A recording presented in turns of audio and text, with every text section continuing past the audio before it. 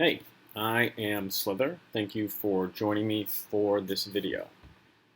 Today we're going to talk about employment and the things that go around or circle around employment, what it means to get a job at a corporation or in the mix, and what it takes, what you can expect, um, and basically just cover all those aspects because there's been a lot of new players have confusion about this.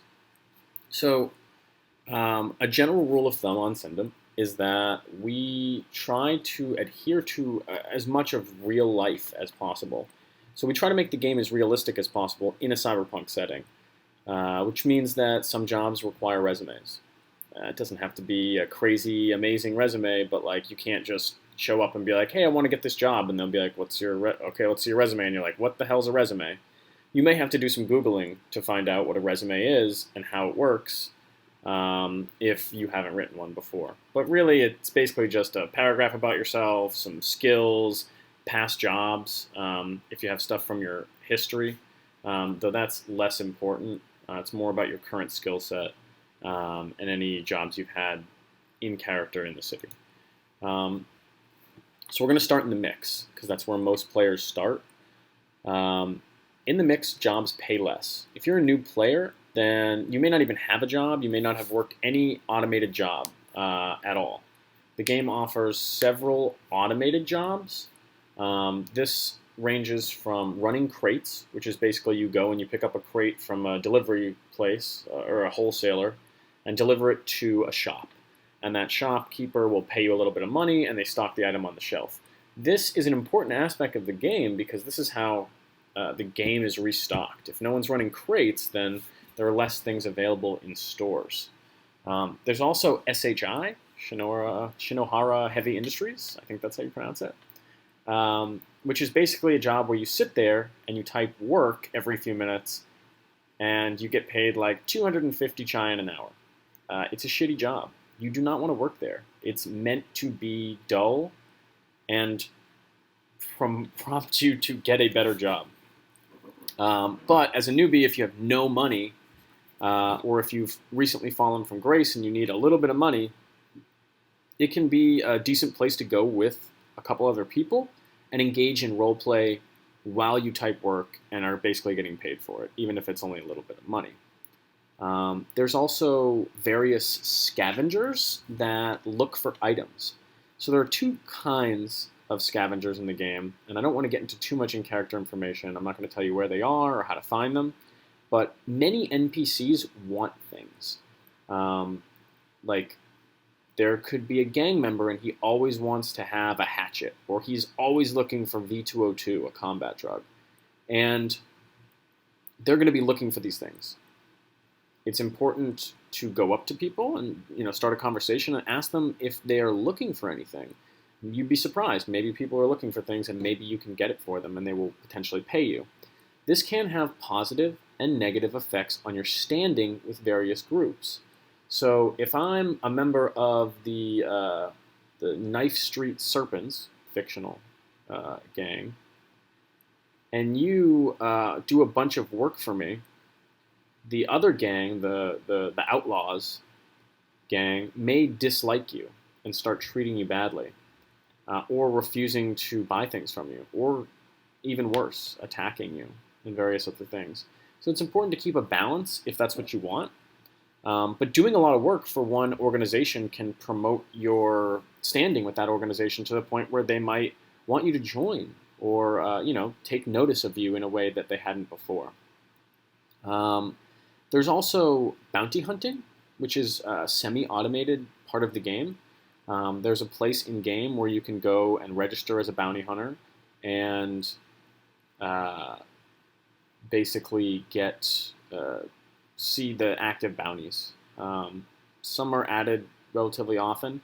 Players can add bounties on other players and things like that. But it is a weird gray area where while bounty hunting is legal, you might still need to kill someone to claim their bounty, which would be illegal. So be careful.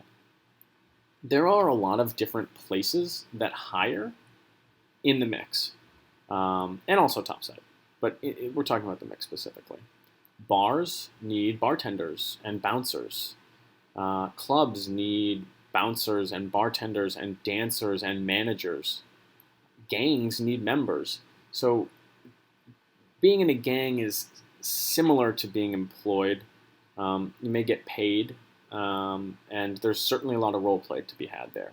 Clinics need doctors and cyber doctors. Hospitals need doctors.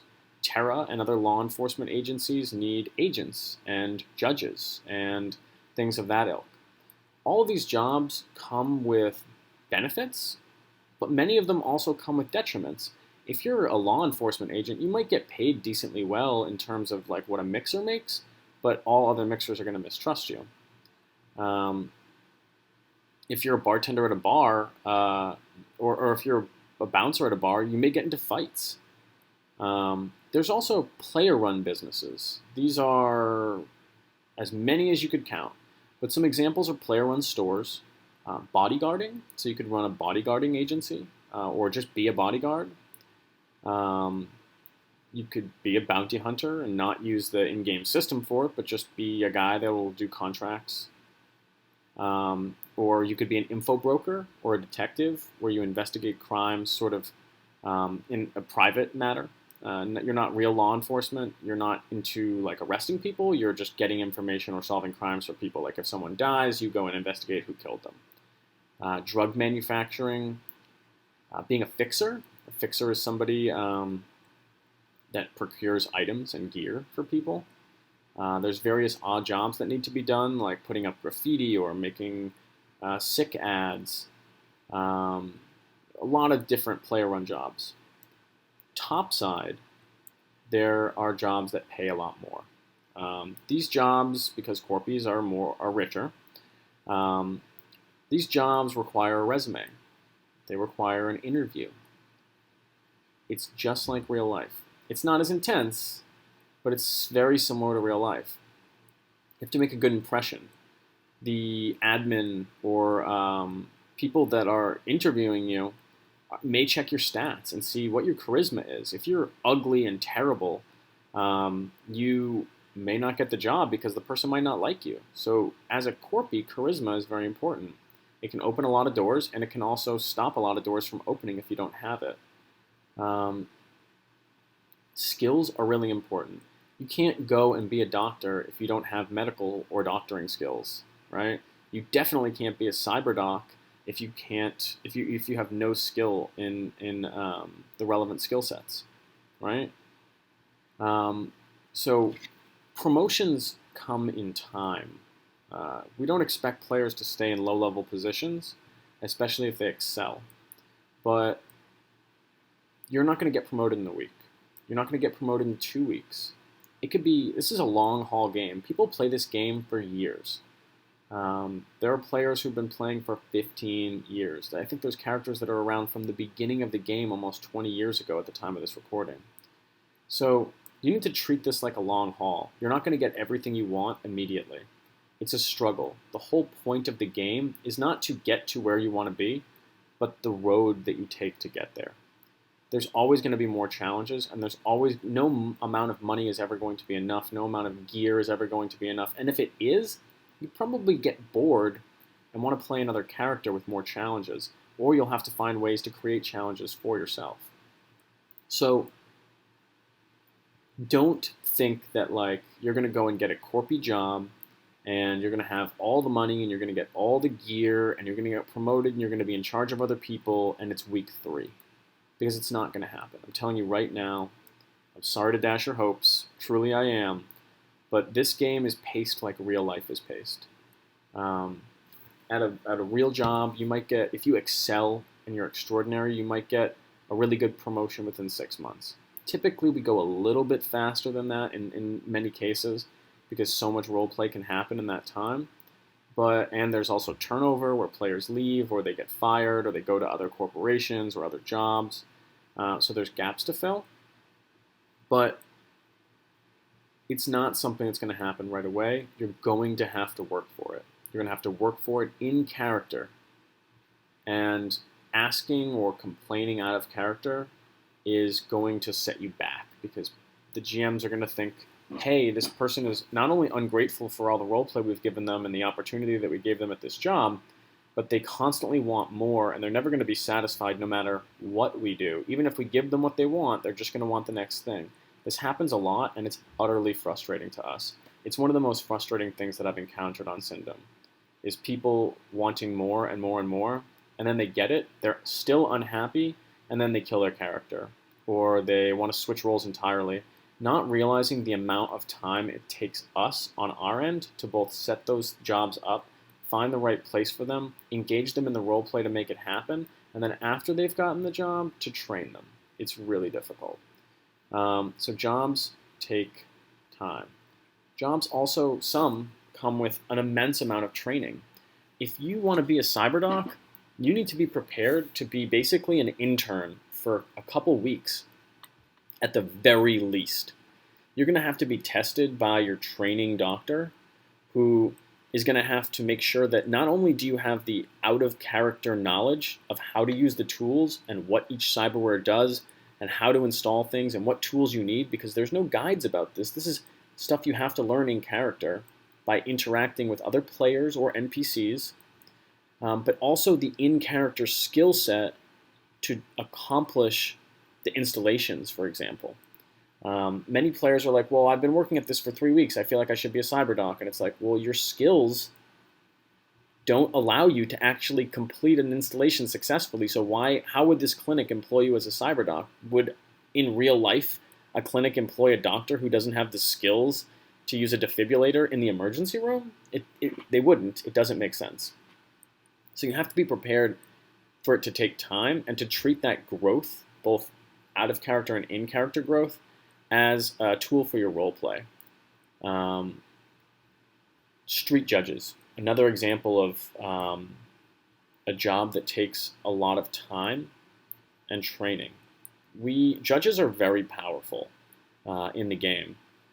They have a lot of in-character power to do things, and that means that for us to be able to trust someone to go out into the world with a very powerful gun and very powerful armor and basically the ability to make up laws and to enforce those laws ad hoc on anyone at any time with basically no recourse in many situations, we need to trust them. There needs to be training. There's rules that get put into play in character, and things you need to learn before you're going to be granted that authority in a fully autonomous fashion. You're not going to be Judge Dredd week 2. You're not going to be Judge Dredd week 3. You're not going to be Judge Dredd month 3. Year 1, year 2, maybe. Maybe you can start to be Judge Dredd. But you really have to consider that these things take time. You're not playing Sindome to accomplish your goal in employment. You're playing Sindome for roleplay. And every single step of every single job and all of the interactions you have when you're playing promote roleplay. Having to train for months, you can bitch about it in character. Absolutely. Complain about how your training instructor sucks and how you really feel like you could be doing this job already. Complain about it in character.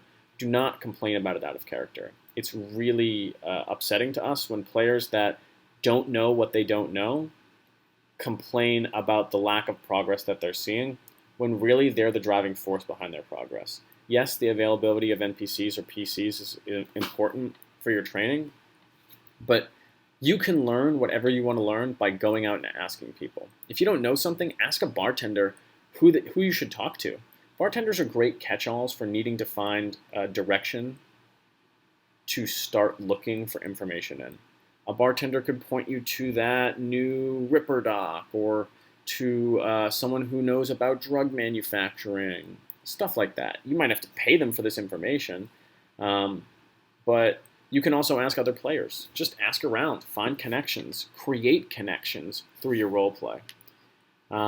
Corporations expect employees to have good public-facing personas. This doesn't mean that you have to be a good person or never do illicit things. It means that you need to take extra care that you aren't caught or seen doing these things. Consorting with mixers as a corpy is like really frowned upon in character. Out of character, we get it. You want to role play with them. But in character, if you're not taking the correct steps to hide that interaction by doing it over the sick, or by showing up places shrouded, or by doing it over Progia or grid mail, or one of the other, many other ways, like going out of the city, either up to Free Sky or out into the Badlands to have your meetings with these characters, where it's just you go down to the Jerome as a Corpy, or you are sitting at a bar in Korova and talking with a mixer. That's going to get around. That's going to get back to your employer, and they're going to probably penalize you, as they should, because you're consorting with basically criminals. On the flip side, mixers shouldn't be seen consorting with Corpies, because other mixers are going to either, they're going to basically be like, he's a sellout or she's a sellout. They're a sellout. They want, they're scum. They're sympathizing with the corporate overlords that are trying to keep us down and keep us in fucking, living in squalor in a wasteland. So you could get killed for consorting with Corpies if you don't have a good reason and you're caught.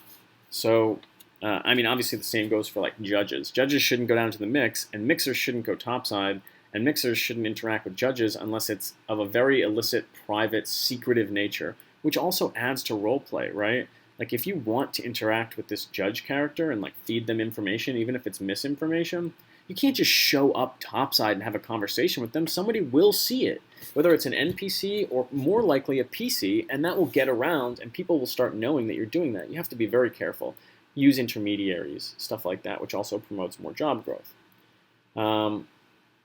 So again, we touched on a lot here, but you're going to need to put in some effort to find a job, talk to NPCs.